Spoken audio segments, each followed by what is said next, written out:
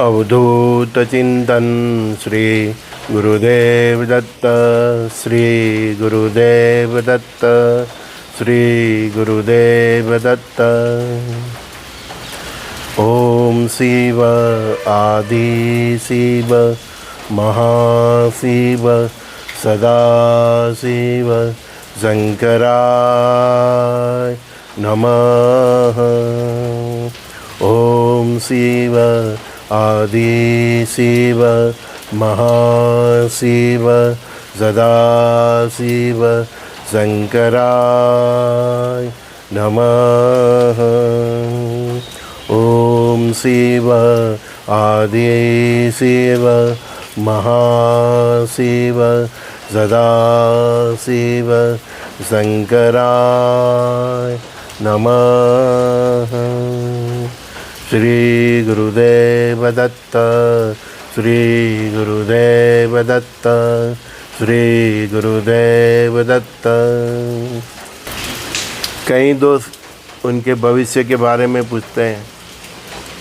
इतनी कायनात में तबाही चल रही है, फिर भी वो अपना भविष्य के बारे में पूछते हैं। मतलब कितनी अज्ञानता है। जो इंसान थोड़ा भी प्रकृति के पास रहता हो तो उसको मालूम चलना चाहिए कि अभी कितना महातांडव चल रहा है। जब ऐसे क्वेश्चन मुझे करते हैं ना, तो मुझे एक क्वेश्चन मेरे भीतर से भी होता है कि भैया दुनिया ही ख़त्म होने जा रही है, ऐसा माहौल बन गया है, ऐसे प्रकृति का इशारा है, ऐसे मानव सभ्यता का बिहेवियर है, तब तुम भी अभी भी सोच रहे हो कि मेरा भविष्य क्या है। मैंने कई बार बोला है ना कि तालाब की मछली को उसकी फिक्र है, ठीक है ना, तो मुझे खाना मिलेगा कि नहीं, मुझे कहीं पे रहना मिलेगा कि नहीं, और हमको तालाब की ही फिक्र है कि तालाब रहेगा कि नहीं रहेगा, है ना। इतना डिजास्टर पूरे विश्व में चल रहा है, कोई भी कंट्री अभी बाकी नहीं है। फिर भी कई बंदे मुझे पूछ रहे हैं कि मेरा भविष्य क्या है यार। तब मेरे उनकी अज्ञानता पे मुझे भी दुख होता है कि पूरा विश्व जल रहा है, पानी से जल रहा है, अग्नि से जल रहा है, भूकंप से जल रहा है, वॉर में सब ख़त्म हो रहे हैं, देश ख़त्म हो रहे हैं। गाजा की हालत देखो, मिडल ईस्ट की हालत देखो, रशिया यूक्रेन वॉर में यूक्रेन की हालत देखो। अभी आगे यूरोप की बारी है, यूरोप में भी सरगस चालू हो गया है। इंडियंस अभी हमें नहीं चाहिए। भारत में भी ये सब विरोध पक्ष रोड पे उतर रहे हैं, ये नहीं, वो नहीं, दिखना नहीं, सब। अभी आपका इसमें भविष्य क्या है? आपने अपने पास अभी जो भी है ना, वो भी संभाल के लिया। ये 7 साल वो भी बरकरार रहा। जो भी आपके पास धन धान्य संपत्ति है, ये 7 साल वो भी आपके पास बरकरार रहा। मतलब उसको भी आप बचा के रख पाए, अपने परिवार को बचा के रख पाए, आपकी हेल्थ को बचा के रख पाए, आप अपने आप को भी बचा के रख पाए, तो आप बड़े भाग्यशाली है। महात्मा के भी इशारा देखो, ये 9/9/2025 है, साल भी मंगल का। ये सितंबर महीना 9, वो भी मंगल का। जिस दिन 9 तारीख है, 9 तारीख भी मंगल की, और जिस दिन 9 तारीख है वो दिन भी मंगल है, मंगलवार है। वो भी 7 तारीख को ग्रहण और 21 तारीख के ग्रहण के बीच में, पितृपक्ष के बीच में परमात्मा के क्या इशारे हैं। इसी दिन फर्स्ट टाइम जापान ने अमेरिका के एक प्राण पर हमला करके पूरा जंगल जला दिया था। ये तारीख की कुछ न कुछ तो फ्रीक्वेंसी है ना। गुरु महाराज मुझे बोलते कि संजय, कुछ न कुछ फिक्स तारीख को कुछ न कुछ होता ही रहेगा। तो अभी पिछली बार हमने जब 9 का टोटल देखा, तब क्या हुआ? गुजरात में प्लेन क्रैश हुआ। अब क्या होता है? सब मुझे पूछ रहे हैं। लेकिन परमात्मा भी बहुत स्मार्ट है। हम जो सोचते हैं उससे कुछ हटके ही करते हैं। वो जान जाते हैं कि मानव जाति जाग गई है। उसको मालूम पड़ गया है ये 9 का जो अंक है, ये जो 2025 जो इसका सवारी मंगल पे है, तो परमात्मा भी कुछ हटके ही करने वाले हैं। उसके पास कई फंदे हैं। प्रकृति का भले, कहीं पे रेल आ देना, सुनामी आ देना, भूकंप आ देना, वो कुछ भी कर सकते हैं। हम उसके पीछे पीछे कितना दौड़ेंगे। कहीं के बहुत बारिश हो जाएगी, कहीं पे कोई चेक डैम, छोटा डैम भी टूट जाए। हाँ, अकस्मात रेल का भी हो सकता है, प्लेन का भी हो सकता है, आप रोड पे भी हो सकता है। उसके कई फंदे हैं। आप मुझे पूछते हैं ना साहब कि कुंडली में मेरा शनि ये है। हाँ, अरे वो शनि देव के पास बहुत ऑप्शन है। अब कहाँ कहाँ उसको पकड़ोगे। पकड़ने से कुछ नहीं होता, आप उससे सर्वाइव करने से क्या कर रहे हैं वो होता है। सर्वाइव करना है तो ये ग्रहण का टाइम है 7 तारीख को भारतीय समय मुझे रात को 10 से 1:30 बजे तक, तो माला पकड़ के बैठ जाइए। क्या होने वाला है 992025 वो परमात्मा पे छोड़ दिया। आपको उससे सर्वाइव करना है, तो 7 तारीख को ग्रहण है ना, उस दिन माला पकड़ के बैठ जाइए जब तक ग्रहण ख़त्म नहीं होता। खाना पीना सब छोड़ के।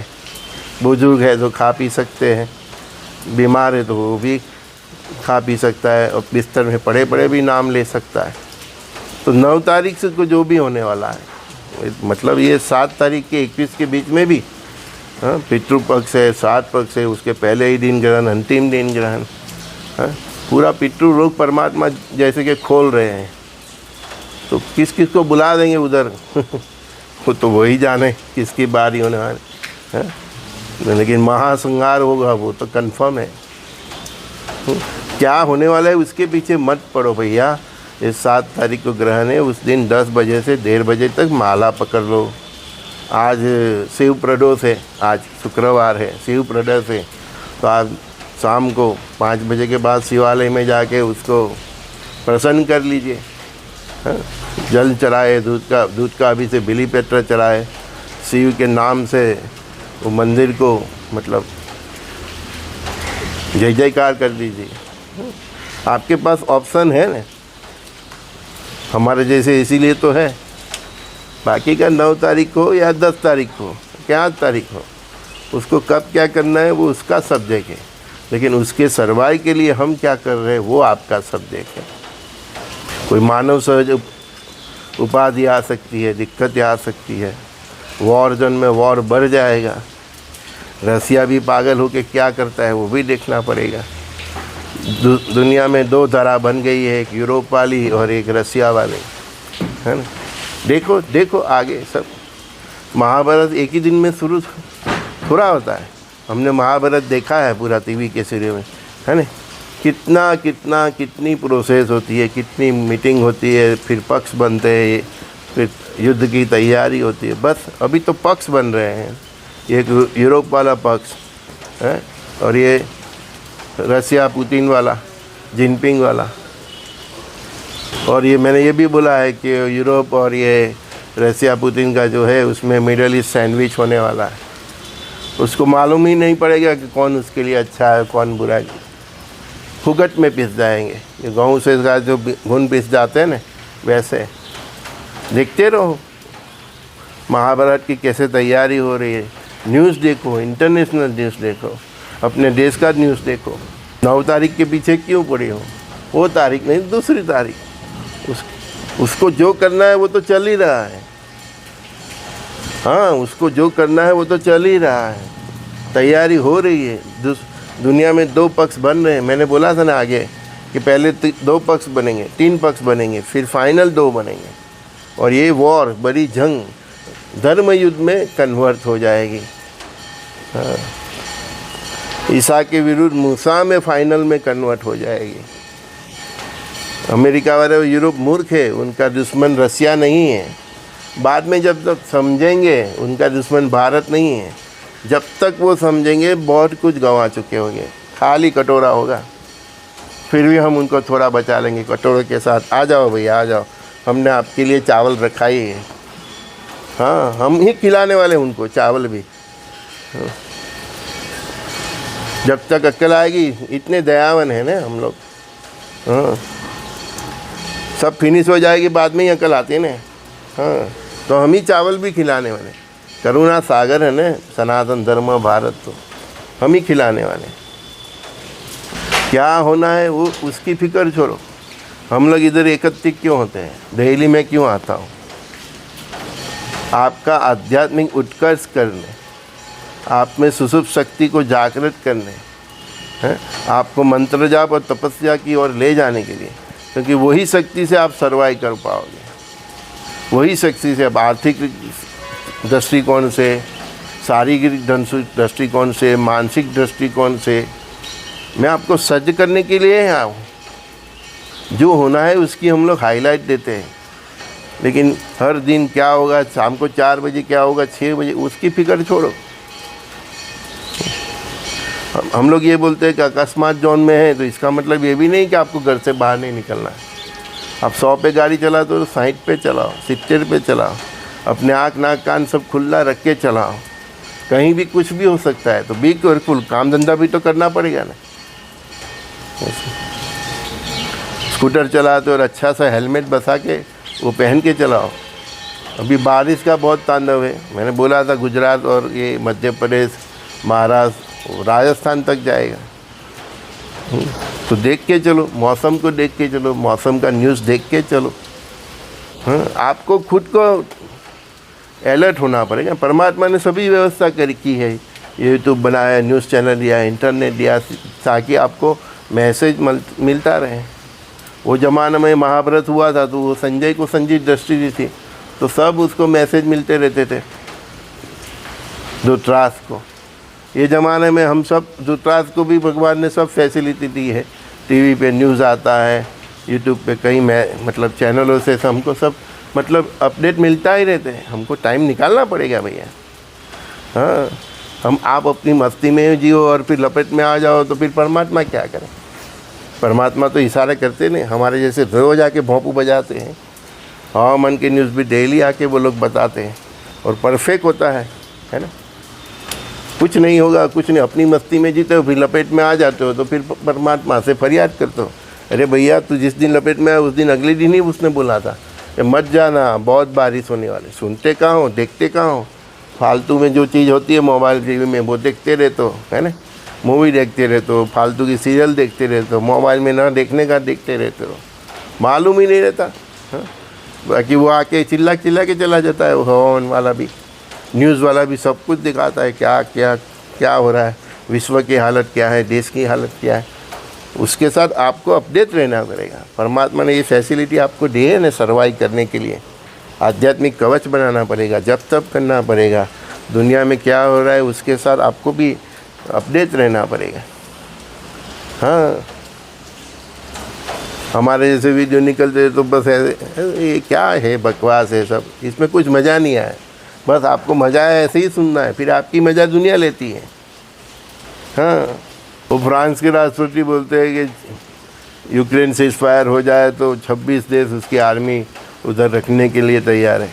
मूर्ख है वो। आप लोग उसकी बॉर्डर पर चाहिए ही नहीं नाटो का कोई सैनिक, इसीलिए तो रसिया इसके ऊपर चढ़ाई कर दिया है।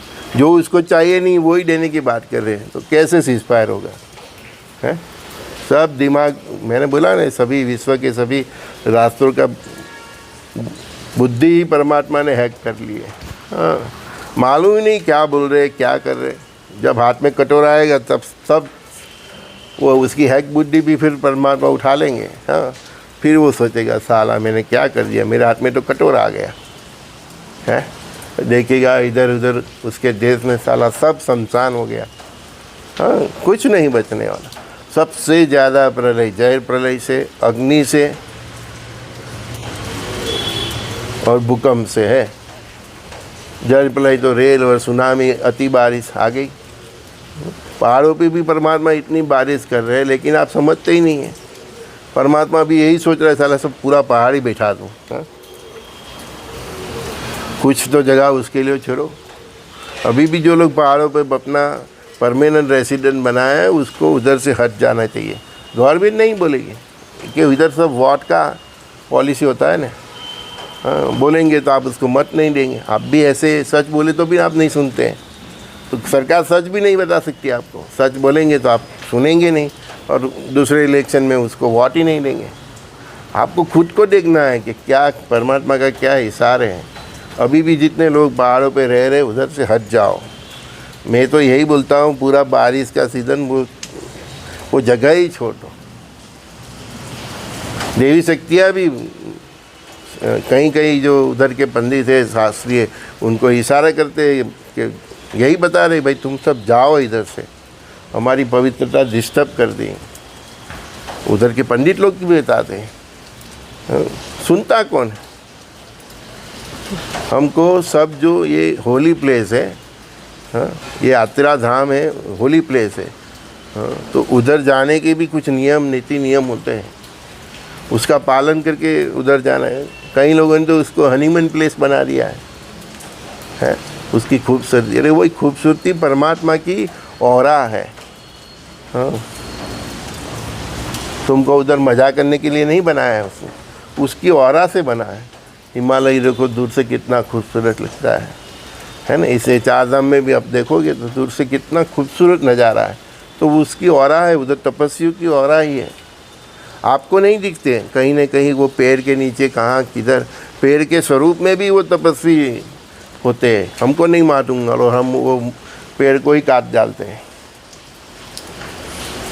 ये गिरनार है, ये सब वो मालूम भी नहीं पड़ता। देह के स्वरूप में नहीं, सूक्ष्म स्वरूप में भी होते हैं। आप क्या कहीं पे सोच कर लो, पेशाब कर लो, आपको मालूम नहीं कि आप जहाँ पेशाब कर रहे हो वहाँ वो आत्मा तपस्या कर रहा है। हाँ, वो तो सूक्ष्म स्वरूप में होते हैं ना।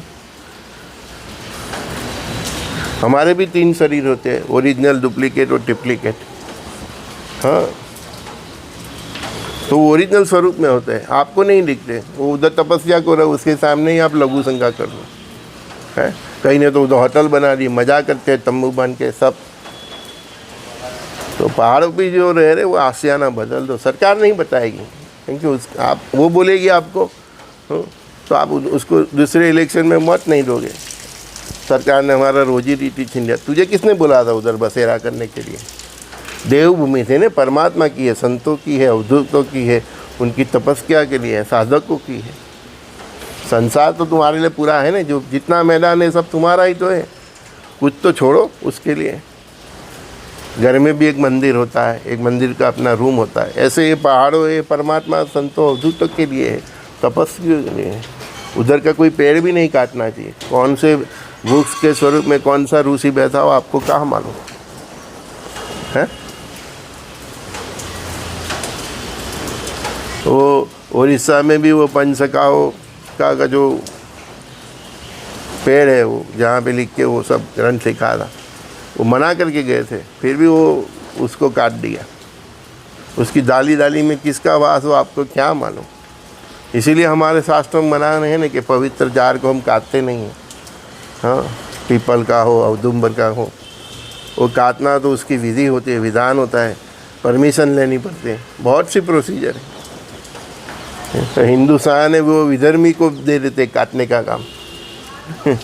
मैंने देखा है अपनी आंखों से।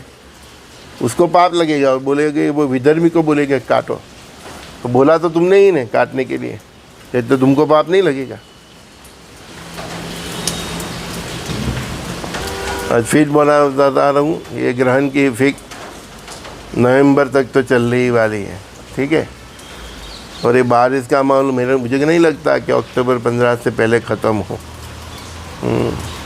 तो हवामान के समाचार ये सब देख के चलो, गवर्नमेंट का न्यूज़ देख के चलो, अपना सब आँख नाक कान खुली रख के चलो, आध्यात्मिक कवच बनाओ, जप तप करो।